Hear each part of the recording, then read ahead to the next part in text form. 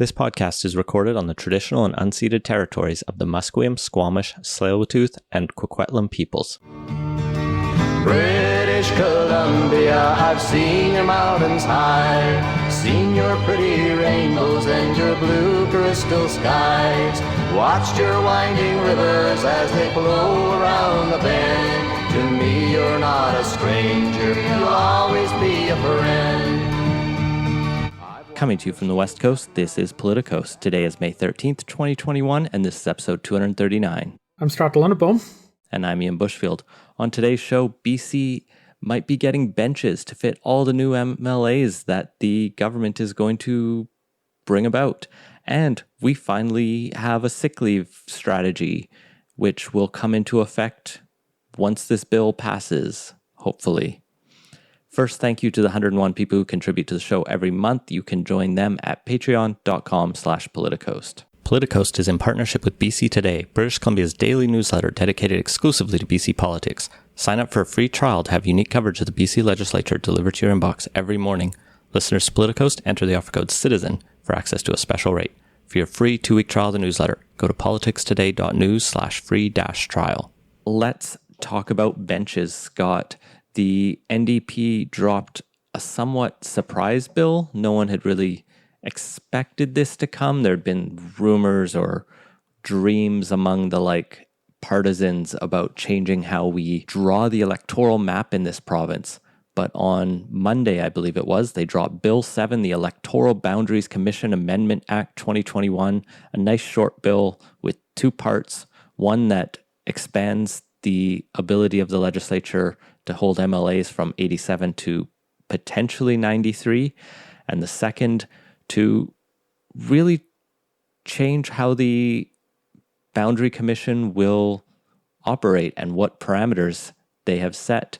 The press release called it Restoring Independence to the Electoral Boundaries Commission. So how were we gerrymandered before? The bill doesn't really change the system here in BC. We have an Electoral Boundaries Commission that gets established about a year after an election, and I believe it looks at the population in BC and makes recommendations to the legislature about here's how many people live in all these different places.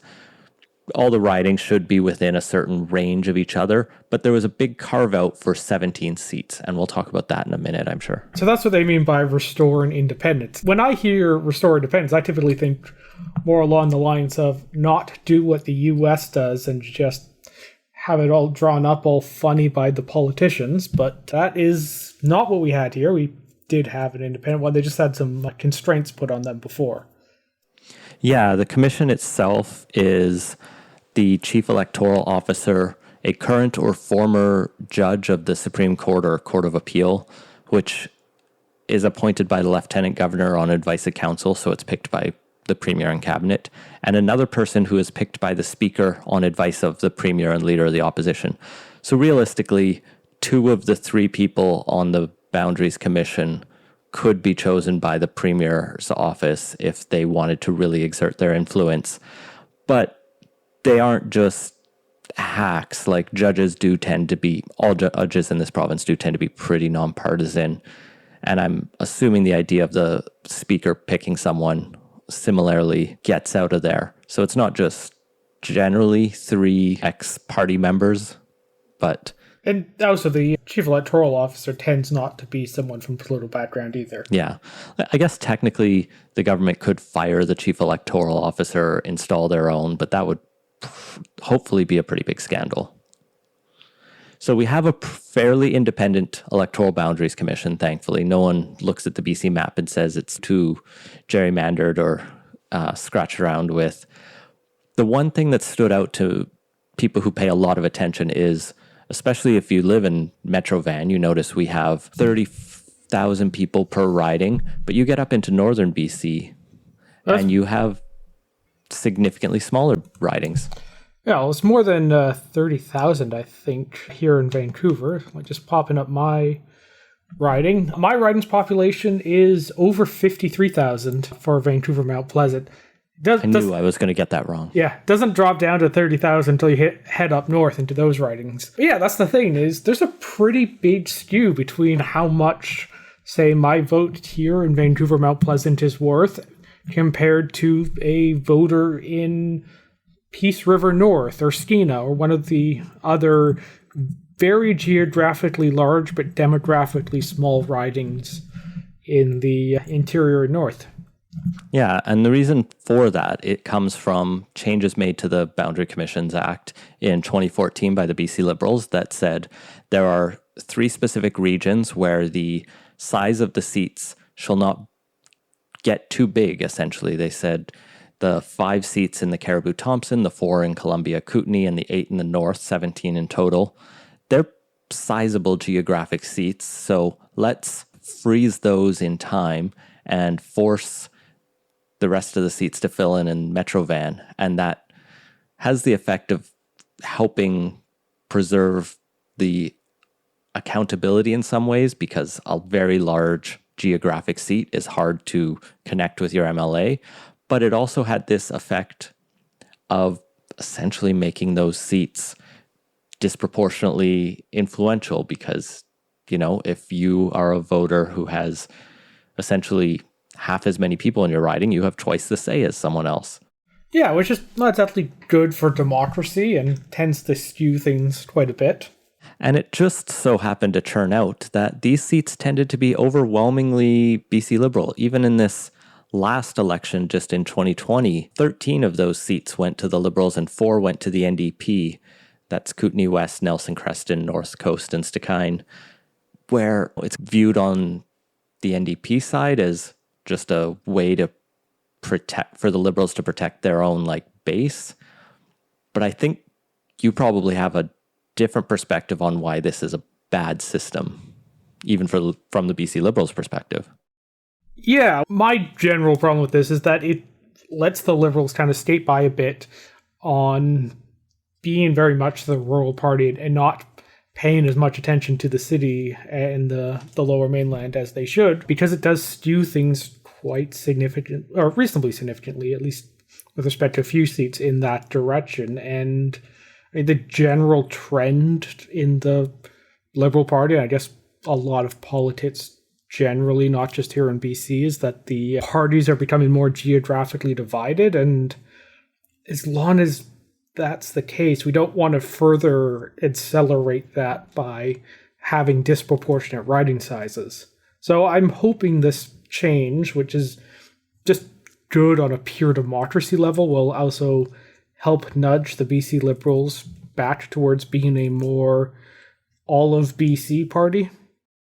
That's the hope, right? I think the challenge is when you look at this from just where politics is, it does feel almost opportunistic. The NDP using its majority to cripple or to impede the ability of the BC Liberals to hold their safe seats. It puts them in jeopardy, and they could lose a couple seats here, really making it more structurally advantageous for the governing party. As you point out, though, that the reasons, the current system privileges Liberal MLAs in the north, and so trying to balance that out and making them have to actually fight for the province as it is and not how it's drawn to be in their favor is probably better for our democracy overall. But it's almost surprising the NDP, maybe surprising, the NDP actually did it. Yeah. Because it is so fundamental to the North, and it looks like an attack on the privileges of the people of the North. Yeah, I've had mutual friends of ours who are affiliated with the NDP at one point a couple of years back defend their not changing it earlier along those lines. So it's an interesting change of course here, and I'm glad to see it. But yeah, it does come around to maybe annoying a few rural voters, but honestly, I think the NDP can afford to, considering how big their gains were in the last election in areas that are not exactly rural, but more rural friendly, and I think generally more sympathetic to concerns of rural British Columbians. And the NDP can, like you say, worry a bit less about those votes, particularly if they're set to gain some of these potential 6 new districts. Now, I say potential because these changes just empower the commission to make recommendations, like I said. So there's no necessary change coming to the size of the BC legislature. That said, when asked about how you would fit 6 more MLAs in the BC legislature as it is right now, given that all the seats are full, the House Leader for the government, Mike Farnworth, got very excited. And maybe I'll just cut that clip in here because it's great. Thank you for making my day. This question is, as a obviously a legislative assembly parliamentary geek and as someone who really understands how this place works, absolutely. And it's called benches. And they have them in the House of Commons in the UK, and they have them in the parliaments in New South Wales, and benches are the answer to any issues around that. Honestly, I think that's the most giddy I've seen a politician be in a long time. He was literally red in the face and smiling from ear to ear. It was weird, endearing in a way. So these potential seats, when you look at the population of the largest seats in the region, many of them are in the lower mainland, some are in Fraser Valley. The interesting ones, there's potentially one could fit in the capital region to bring its average down. But I think the really interesting one is Kelowna has some of the largest seats right now and is really aching for more representation. And that's ground that's probably fairly fertile for the BC Liberals, at least. Yeah, I think so. They are likely to pick up a seat there. Depending on how the boundaries are drawn in the lower mainland, I could see that at least helping them out a bit. Because there are parts of the lower mainland that are fairly liberal friendly, but are put in with a larger group that isn't. So you could potentially see a couple pickups as well, just depending on how things shake out here. At least once upon a time you could. Now it's a bit more up in the air. Yeah, well, I'm thinking like Yaletown, for example, is actually a fairly liberal-friendly area, but it gets lumped in with a good chunk of the rest of the downtown and South Falls Creek area, and it, I think, skews it, or not, I shouldn't say skew it a bit, because that implies there's a natural, but it does make it more competitive than it would be if, say, it was just, I think, Yaletown itself.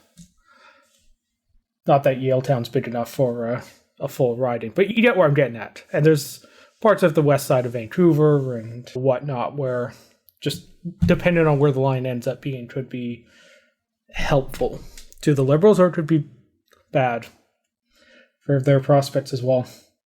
It's also worth noting this whole speculation may be moot as the Commission's new directions under this legislation, assuming, of course, that the legislation passes largely unchanged, which is fairly likely given the NDP's strong majority government. The Commission is tasked to recommend electoral districts with populations, quote, plus or minus 25% of the average electoral district. So that would require many of those northern ridings to get significantly larger geographically to fit more people in. I think some of them will have to double. Yeah, BC's about 5 million people. Divide that out by 93, which is the new maximum number of seats. And that gets you an average riding size of 53,760 plus or minus a bit. If you go plus or minus 25%, that means as low as 40,000 or as high as 67,000. Which, that's a good size range, but the smallest ridings in the province are 21,000, I think, first the kind. So that's a pretty big change there. And that almost certainly means it's going to get merged with a neighbor. Now, the one caveat is that the Commission is allowed to recommend districts with populations outside that range, and they would have to consider factors like population, geography, means of communication, and means of transportation to help ensure effective representation. So it may actually be that the Commission looks at the province, talks to people in the north, looks at the geography and says, you know what, actually, these are near the maximum. And I could even see an argument made that many of the northern ridings tend to have a larger Indigenous population, and expanding those ridings geographically would diffuse their voice out. Now, that gets complicated because it doesn't really account for urban Indigenous populations and others across the province. But there's maybe an angle there that would have to be considered. given the government's commitment to UNDRIP. Yeah, with the communication stuff, as the last year has shown, we're actually fairly well set up to communicate without necessarily being in the same physical spot as each other. So I'm wondering how important that is compared to, say, what it was like 20 years ago. So we'll have to keep our eye on the Electoral Boundaries Commission. Maybe they'll come up with some interesting recommendations. I know it's always fun to see what names of constituencies they come up with, because it's like the most trivial but sometimes fun thing to see. They name one after a former premier. I know Alberta likes to do that. I don't think so. Because BC tends to name theirs after the geography, which is more or less the Canadian standard. So, and I can't think of any areas that share a name with the premier. That was probably Douglas something, but other than that, like you're not going to have, say, Kamloops and More de Cosmos. What's a Quilchena? Oh, it actually is an unincorporated municipality, but it's one that's in the interior, not in Vancouver. That is super weird. There is a park. Okay, that's probably what it got named after then. Yeah. There's some weird names, but for the most part, yeah, they tend to be geographic. Anyway, big changes coming to the BC legislature. Benches. Hopefully. Oh, they just renovate the building, make it larger. So that was the plan B. And seismically sound at the same time. Yeah, I mean, you already have to upgrade the thing, or should upgrade the thing, because if there's one thing we've learned over the past year, it should be that disasters can strike unexpectedly, and well, a big earthquake's about as expected a disaster as you can have in this area, and it really makes no sense for the premier and the government to be in a very seismically vulnerable building. So yeah, just upgrade the damn thing and increase the chamber size while you're at it. Moving on to our next segment. The legislature might not be getting an upgrade, but one thing that is the Employment Standards Act is BC has announced they will finally be bringing in a sick leave program. We'll be bringing in Doug Ford's sick leave program, in fact. One very similar to it. So this was announced yesterday, on Wednesday, that would provide legislation to enable up to 3 paid days of sick leave related to COVID-19, and also that there would be a permanent sick leave program being started at the end of the year, or I guess technically start of next year. So this would let full and part-time employees who are eligible take leave.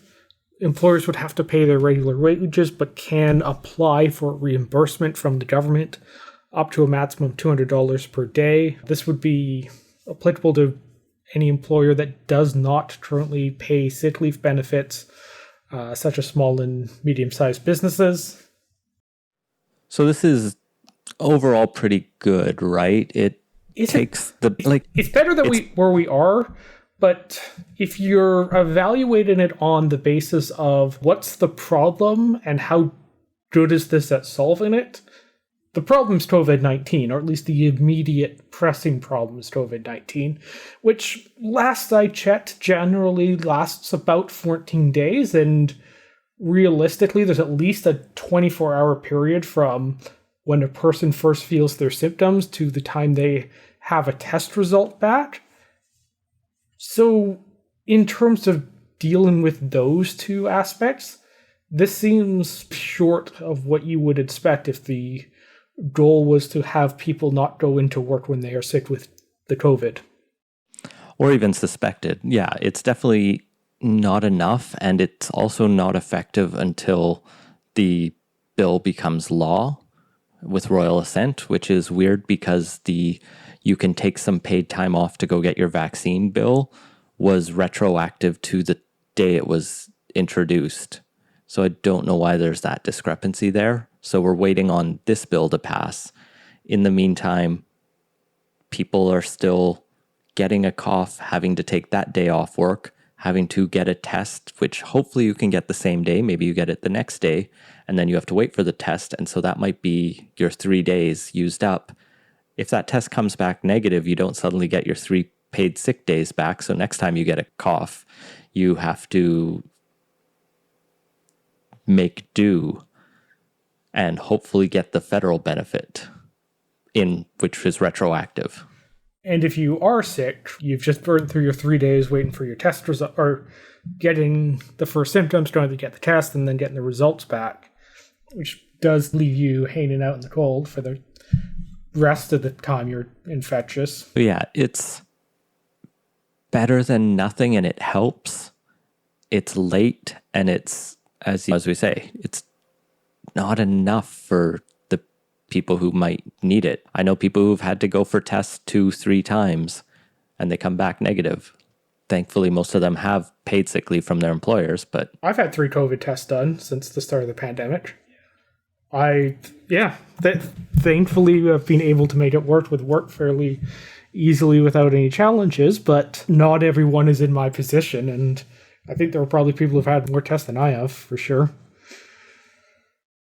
like the one thing that's useful in this program is that $200 a day for the employers does take some of the strain off of small businesses who in the short term are already struggling, and you go, you know what, we're not going to hit them with that right now. Like, I'm a strong advocate for just make it part of the Employment Standards Act the way vacation days are, and the employers and bosses will just have to deal with it. That's how everywhere else in the world pretty much does it. Like the UK has 20 vacation days that you have to pay out. We can ask a little bit more of employers. Doing so right now is probably not the best idea. So $200 a day, that covers $25 an hour. So any employee making up to that can take those days off without the employer hurting at all. Now, they might hurt in the short term because this program is going to be administered by WorkSafe BC. They're not going to have their system set up until potentially 30 days after the bill passes, and then they'll have to apply for reimbursement. So there might be a slight cash flow issue. That's hard to avoid in this whole situation. I think the cash flow issue is better on the employment side than on the employee side, because there's usually a little bit of flex in the company's books. It depends on how big the company is and how of course well they're running at the moment, which, yeah, in these times can be hit or miss.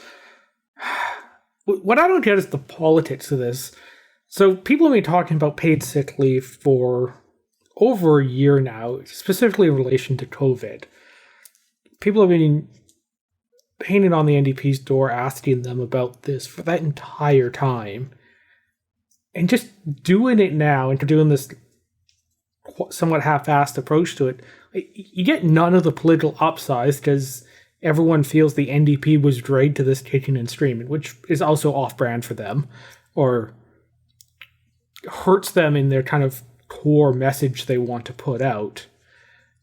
They don't get any of the upsides to bringing this in. Why wait until now? What was the thing that was stopping them from doing this? I think they estimated it's $300 million that it might cost to do this approach with the $200 per day for up to 3 days for the number of employees this would apply to, which in the grand scheme of COVID spending is actually not that much for BC. Like, it's not a small program, but it could be bigger, and if we still have some slush fund to play with it.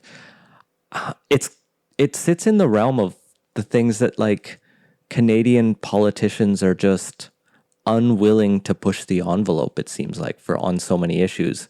We all wait for one other premier to do something, and then we'll go, okay, that's about as far as we can go. And in this case, it was a conversation in Ontario and maybe one other province, and they went, all right, we can do that much.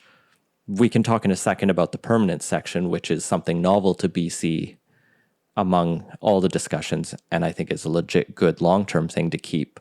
But in terms of the temporary measure, yeah, it's like the bar that is nationwide. We did not want to go above that.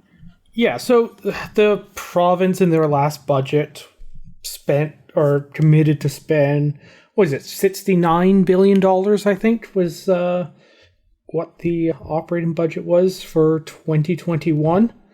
So this works out to less than 0.5% of the provincial government spend this year. It's not nothing, but it's also pretty small. And was the overall COVID spending was 10 billion-ish, I think. That's the number that kind of sticks in my mind, plus or minus a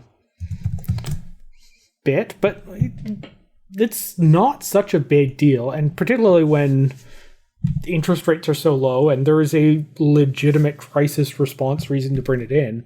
It seems to be really a case of the NDP being oddly stingy on this for no real good reason. So as I teased, the other part of this is a permanent paid sick leave program coming. This will take effect, as you mentioned, from January 1st, 2022. But a lot of the details are left up to consultations, including the number of paid sick days. I would have to hope that 3 sets a floor for this. I think my dream scenario would be 10, but anything around 5 or up would be probably okay and a good system to establish. 5's probably not unreasonable. That's a week of work, which, yeah, if you get a bad flu or something, that's the amount of time one would probably take off. It's probably not a terrible way to enter it. So yeah, I looked it up. $3.25 billion was the 2021 budget COVID spend. So literally just bumping that up by 10% would get you this also tacked on. It's such a small deal on it that it's weird they being reluctant to do it now. Also, the other weird thing about the timing is that it's basically coming in right as everybody in the province is going to be getting their first vaccine dose, which almost makes it feel a little vestigial. Just people aren't going to be at the point where they're going to be fully immune, but there is some protection offered by the first dose. We should start to see the cases drop fairly significantly in the next couple weeks or so as a result. So this also does seem to be getting brought in literally at the last minute. We could always see a new variant pop up that is vaccine resistant, and in that case, we really need this. But yeah, it took so long to do this, and for so long, they had talked about over a year ago, Premier Horgan started talking about the importance of paid sick leave. The federal government rolled out the plan in late last year, and then Horgan said he had been working on something throughout last summer. The legislature sat earlier this year. There were lots of opportunities to do this sooner. It's something. And long term, it'll be the good thing. But for right now, I don't know anyone that's quite applauding this.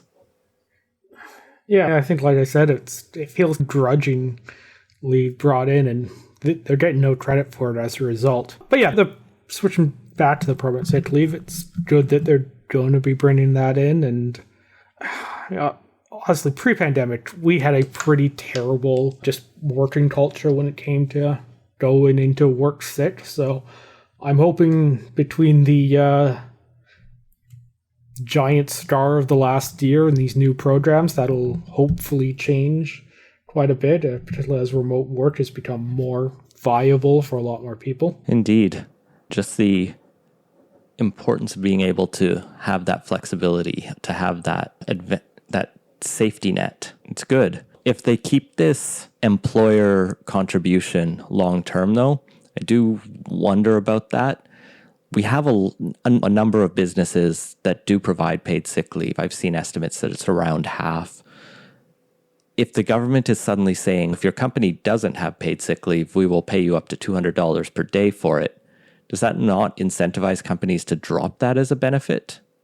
Assuming there's not a union there to fight that. But yeah, that did strike me as well. It seems like that's going to have to be adjusted somewhat to avoid the obvious disincentive effects there. So lots to work out with the consultations that will be ongoing. If you're sick soon, you'll be able to take a day to go get your COVID test, and yeah, hopefully you don't get sick again this year. Or if you do, hopefully you have a nest egg and can eventually access the federal benefit.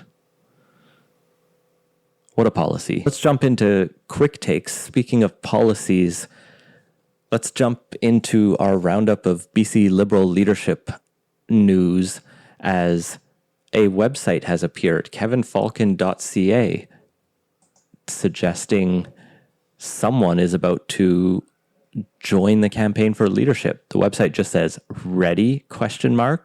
And authorized by Jeff Kelly, financial agent for the Kevin Falcon leadership campaign. This has basically been BC's worst kept secret for the past several months. Nevertheless, it's, I guess, good to finally see it start to move out from the shadows, and we'll actually have a real leadership race going. What do you mean? Ellis Ross and Gavin Dew are in it already. Gavin Dew's been out there and put together a campaign team and everything's going reasonably strong, but Ellis Ross took, 3-4 months to just get a website up? He does not seem to be giving it his all. It's quite something to watch these websites be found before people are launching. Oh, it's amusing. Do we want to talk about Gavin Dew's announcement from this past week? Yeah, I think it's probably worth mentioning briefly that I guess the other news on the leadership race front is we're starting to see some of the policies trickle out of the campaigns, as over the weekend Gavin Dew put out his, I guess it's technically his second, I think, because he did a few weeks back announced that if he was to become leader and then premier, there'd be a commission into the province's handling of the pandemic, which is public inquiry even. Public inquiry. I can't recall if it was a commission or public inquiry, which is we didn't talk about it, but honestly, it's just a very good idea that absolutely should be the case for all governments across the country and the world even on this, because there is a lot of mistakes and poor decisions and everything else that came out of the pandemic. There's a big article today in the South China Morning Post about how the health authorities had changed the rules around what qualified as an outbreak, and their investigation indicated that there was probably quite a few deaths that happened during the second wave in various long-term care homes that had infected staff members but didn't meet the new threshold they instituted in the fall to require an outbreak protocol be enacted. So there's a lot of just things that we could have done better. Absolutely good idea to do a kind of top to bottom review on that. But yeah, circling back to what actually came out this week, I believe it was over the weekend, it was announced, is the Believe in BC Family Pack by Gavin Dew. It's a 5-point plan helping investing parents save for their education by doubling the RESP grant, providing families with childcare options by modernizing the permitting and oversight process to increase the amount of private sector childcare spaces. He'd also roll out some kind of family childcare benefit that I'm not clear exactly how this would work, but it would, quote, directly support grandparents or other designated family members who provide childcare. Yeah, now BC... I guess a check. Yeah, BC introduced a child grant modeled on the federal ones, last year, that I think is starting to roll out this year in actual implementation. So it's not clear if this is going to be a top-up to that or if there's something else, or if it would be a different benefit. But yeah, potentially a good policy there. Funding to clean up and make parks and playgrounds safe from needles and other potentially dangerous items. Also good policy. And finally, require that bathrooms in government-run buildings install changing tables in nursing rooms, and to provide tax credits for private businesses doing the same. A mixed bag in here. The RESP grant is something that's very beneficial for middle and upper class people who have the money to invest in it and take advantage of it. It's pretty much free money for people who can invest to send their kids to school, which, like, I'm doing it because if you can, it's a good idea. But the people who need it most are the ones who can't afford to get it. So it's like a policy that probably does a lot to exacerbate inequality more than it actually helps. So this is a program I'm not super familiar with. It's basically a matching grant, is that right? Yeah, so you get to have up to $1,200 a year matched if you invest. And I think the feds do a little bit more. So basically we put $208 into investment account. You can do any kind of vessel you want. And if you do that amount, that maxes out your grant each year.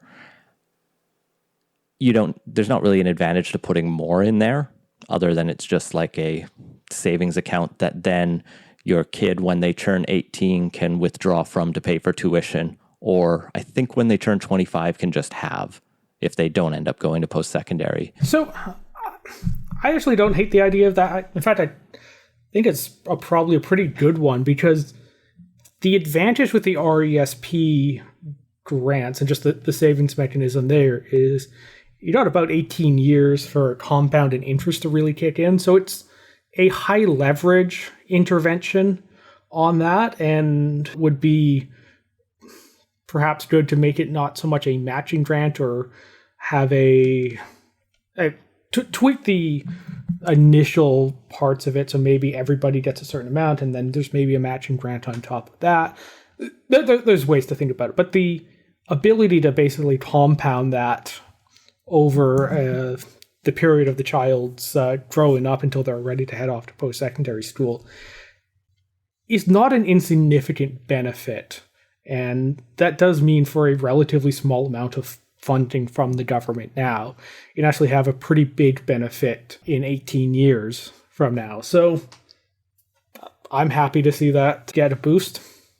Yeah, like my big criticism of it is who gets the boost more than the boost itself. Like, it's a valuable program in some ways. The other points vary. They're all around a similar kind of free enterprise type approach, which is what you would expect from a BC Liberal leadership candidate, and what you would expect having heard Gavin Dew's interview with us a couple weeks ago. It's cutting red tape around childcare, which I know he and his partner were running a childcare, or trying to run a childcare facility at one point, and have complained about the red tape they found. But I'm not sure how much there is, and if there's somewhere I want to see red tape, it's around the people who are looking after children. Yeah, the item that stands out when I talked to Gavin about this was, I think it was a City of Vancouver parking rule or something. There was some dumb local zoning rule that made it very hard to license the space, even though it was allowed just under the general area zoning. It was some nitpicky thing like that. Not a safety of the children thing. It is we have this rule, we're going to apply it whether or not it makes sense, and regardless of whether it actually improves safety at all. Right. And rules like that are not ones that are necessarily in the province's hands unless he's going to get more interventionist than I think he committed to on our podcast. And similarly, the cleaning up the needles at our playgrounds and parks plank is a very municipal job. And it's also one that has that fear of crime built into it as well. The parks I have been to, although I tend to live in bougie neighborhoods, I guess, don't tend to have needles. Yeah, there was a image from a park in Victoria floating around social media over the last couple of days of I think a Victoria Parks Department sign saying, "Parents, please do a safety sweep before letting your kids play on the playground." And that's should not be the case, and we should have parks that parents don't have to do a rigorous check of before letting their kids play at. So it's an entirely reasonable thing to put a little money towards having that. But there's more to come from Gavin Dewey, promises more in the family pack and more ideas. And I'm sure when Kevin Falcon officially launches, he'll have some ideas. And maybe we'll get some from Ellis Ross as well that aren't just how to donate to him. Oh, and LNG is good. Next, the news I think we all missed earlier in this week, and maybe even last fall, is that longtime Conservative MP Diane Finley from Ontario has resigned. I guess she announced in the fall that she was not planning to run again at the next election. And then on Tuesday, just stood up in the House of Commons and said, I've already done my long farewell speech. I quit. She said it a little bit more eloquently than I quit, but I resign effective immediately. And then other MPs said some nice words about her. And now she's no longer an MP, and no one is really talking about why she quit this week. This is weird. So typically when a politician decides to leave the political life, they do one of two things. They either leave immediately altogether. The most recent example of this is Bill Marneau's fairly sudden departure. Doesn't always happen in the air scandal, but you either leave immediately after you've announced your retirement, there's a by-election a short time later, and that's that, or you're not going to run and you serve out the rest of your term. It's weird to see someone announce they aren't going to run, then wait 6 months to leave. I'm sure it's happened before. Maybe she thought an election was coming sooner. It's not as weird as going from party leader to saying you're not going to run again to then sitting as an independent. True, but I think that's a once in a lifetime. I mean, most politicians are less eccentric than Andrew Weaver. Yeah, I suppose expecting a sooner election kind of made sense. The widespread speculation was that there's going to be a spring election this year. Now, the fairly disastrous third wave of the pandemic, I think, quashed that one. And the chances of having an election called in the next little while are pretty much non-existent, I think. So I can see if the thinking was, okay, everyone's expecting a spring election. I'll announce I'm not going to run again, and then come spring, I'll be out of the House of Commons. Like, I could see that being a thing, and then just realizing when that wasn't actually going to happen that, maybe I should just leave now. Kind of makes sense. Yeah, and Erin O'Toole put out in his statement that this happened on the 8th anniversary of her husband passing away, so maybe there was some emotional tie in there that she didn't want to speak publicly to, but was happy for the leader of the party to speak to. It was a bit weird overall, but her resignation is notable as well because it's a fairly safe Conservative seat, and they've already acclaimed the next candidate there in Haldimand, Norfolk, Ontario, will be former leadership candidate Leslyn Lewis, who came surprisingly close to actually coming from nowhere to win the Conservative Party. Yeah, this one also somewhat caught me off guard because apparently this nomination kerfuffle started and happened last year. Just pulling up the story here. I think the cutoff deadline from the nominating process was something like October of last year. Yeah, October 13th of last year. So I just completely missed that Leslyn Lewis had found a seat to run in back in October. Yeah, fellow Conservative Albert Marshall, who's an entrepreneur in the area, wasn't able to run for the nomination because he didn't pay a $1,000 good conduct bond to the party via certified check or bank draft from a nomination campaign bank account, which is quite the way to require the payment of that fee. Yeah, from what I gather and what's in the story here, it's not a rule that is particularly strictly enforced, and that a lot of candidates tend not to set up their campaign accounts until after they've actually secured a nomination, and that this generally is not a thing that the nominating process really cares about that much. So there is the air of finding a technicality, which there can almost always be one found, to turn a nomination race into an acclamation. But in any case, I think she's pretty well set in as the candidate there, despite the grievance from last October. I guess we'll have to wait and see if it's going to be a by-election or just the full deal whenever the next election is. Yeah, so the 6-month clock has started as of yesterday when Dianne Findlay resigned. So I guess place your bets on whether or not there's going to be an election within 6 months, or a by-election within 6 months, or a full general election. Can't imagine the Liberals and Trudeau are in a particular hurry to make sure that seat is filled, so they will probably let the clock run out on that one. Well, speaking of the Conservative Party, they won a lawsuit this week related to a controversy between them and the CBC over the use of CBC footage in election ads. So this blew up near the end of the election campaign in 2019. I think it was within the last 2 weeks of there where CBC had taken issue with the Conservatives' use of a couple clips to make ads out of. And the CBC, I believe, took the Conservative Party to court over this. The ruling came down today that found that the party was able to use the material as part of the fair dealings provision of the Copyright Act.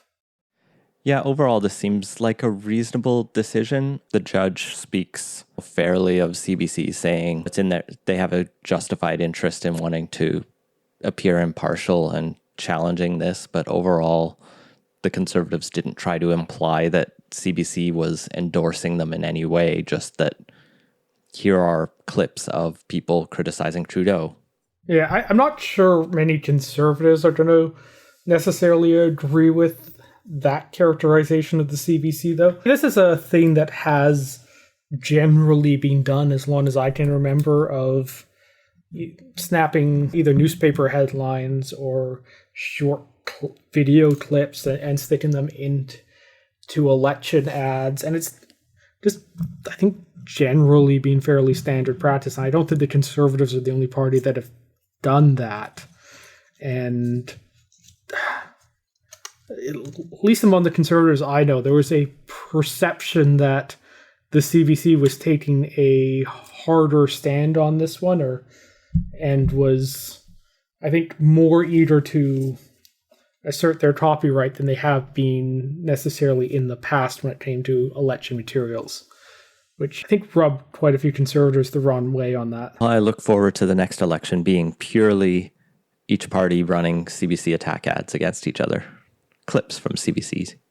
So this is somewhat noteworthy, not just because it blew up into a minor controversy during the last election, but because apparently this is one of the first times a Canadian court has actually weighed in on a specific issue between a media organization and a political party in this manner.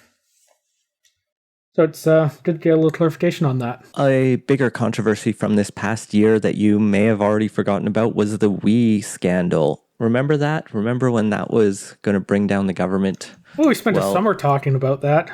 And from the purely self-interested, how do I fill an hour of podcasting every week? That was actually a welcome relief, because it was the summer of a pandemic. There was nothing else going on to talk about. Nevertheless, I think we all grew tired of it by the end, and this may be the last story that comes out of it as the Conflict of Interest Commissioner. It's actually the Ethics Commissioner ruling on the Conflict of Interest Act. This is Mario Dion. I had to double check the story. Yeah, no, I've listened to enough Boys in Short Pants. I always know there's something off about the various titles there, but I can never quite remember what it is. Yeah, so he reviewed the allegations against both Prime Minister Justin Trudeau and former Finance Minister Bill Morneau in relation to the We controversy. Found that Bill Morneau breached the act, and he determined that his relationship with the Kielburgers amounted to a friendship and should have been recognized in his and his staff dealings with the Kielburgers and their organization. It's so nice to have a formal declaration of friendship. Yeah. You are officially friends. And that's bad in this case. Yes, an officer of parliament has determined that you are friends. With respect to Trudeau, he found that there was not a specific breach and that while the parliament's ethics rules generally require that there be not just no conflicts, but no perceptions of conflicts, there was not actually a clear enough case that, and a specific provision that was violated that he could then hold the prime minister in breach of. Yeah, it seemed like Justin and Craig were friends, but he wasn't sure. He didn't find the friendship bracelet. So because there's no friendship bracelet, Trudeau gets off. The Mario Dion seems to spend a significant amount of time pointing to how much there is a apparent conflict between Trudeau and the Kielburgers and in this issue, but that because Parliament and the MPs have voted at least twice, or at least looked at this issue twice and decided not to require there be an apparent conflict, he can't find Trudeau guilty, or he can't find him in breach. Good for Trudeau, even though everything else in this report seems to be pretty damning. Yeah, the Liberals get to walk away with the Prime Minister didn't technically breach the rules as determined by the Commissioner, so it's all good. But And conveniently, Bill Morneau has left politics. Yes, very conveniently. I think by the time the next election rolls around, that nobody's going to be talking about we, and if they are, Aaron O'Toole should probably fire his comms people or strategist at that point, because and I think the country has probably litigated this to the fullest extent possible, and everyone is more or less ready to move on, I think. But nevertheless, there's probably some lingering distrust of the Prime Minister that's emerged out of this, but not one that I think is going to be easily leveraged in campaign ads. My favorite bit of this is a tidbit that I'd missed during all of the previous wee coverage, in that Mark Kielburger apparently wrote an endorsement for the front cover of Bill Morneau's daughter's book about refugee girls in Kenya. This is a book she wrote while 17 that was making pen pals with teenage girls in Kenya and just exploring what their lives were like. And then Mark Kielburger called it inspiring on the cover. And it became a Heather's pick at Chapters Indigo, whatever it's called now. Huh. So this may be just my West Coast bias, but before the whole we thing blew up, I did not really have a good sense of who the Kielburgers were. And admittedly, if I had seen their name attached to a blurb on the front of a book, I would have not registered that at all as something to pay attention to. I think probably because you were 5 to 10 years too old, to me as well, to have gone through school when we was doing its thing. Yeah, I think I'd vaguely heard their name prior to this whole thing blowing up, but yeah, it was definitely not an encounter I had at any point during my education. Moving on, it was announced today by Greyhound Canada that they're going to be shutting down all their services permanently. This follows a 2018 decision that we talked about at the time, where they pulled out of Western Canada and are now pulling out of Canada overall, with the exception of a few routes that connect through to the US. But as of tonight, there's going to be no more Greyhound service in the country. This is bad. It's not great. Yeah, I haven't used the Greyhound too many times, but I know for many people, it's the only affordable way to get between population centers in this country. Even if you're a big trains person and think we need to build out a lot of trains, this country has a lot of towns that the trains aren't going to go to, not without a ridiculous network, which I'd be on board with, but these buses are a very efficient way to do it.